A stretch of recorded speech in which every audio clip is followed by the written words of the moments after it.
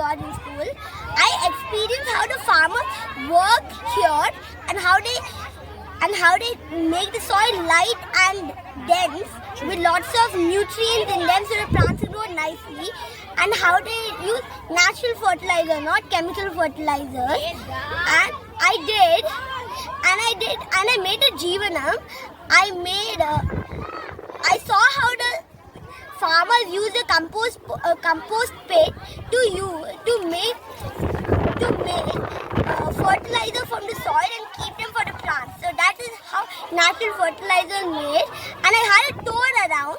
I saw banana trees, papaya trees, and the mandala garden. And I also went to the poly house, and there I learned why vegetables like bindi, tomato, and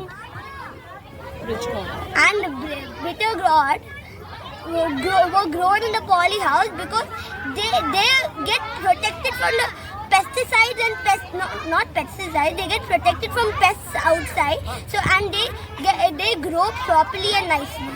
Thank you. Here with our grade 3, we came here to Organo Et School for the field trip to learn different ways to use our resources in a sustainable way. I can see my children, they have learned a lot of things. It's truly an information-enriched experience. They learn different ways to use the water. They can use how can they fertilize the plant, how can they use natural fertilizers instead of depending on the chemical fertilizers.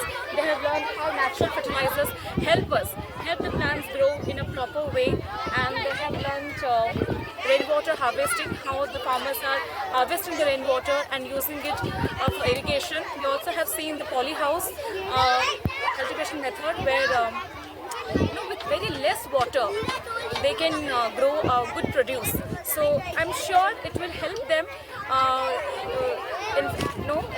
in their learning about the resources, and they will keep this learning with them for a longer time, and I'm sure they will spread the awareness as well.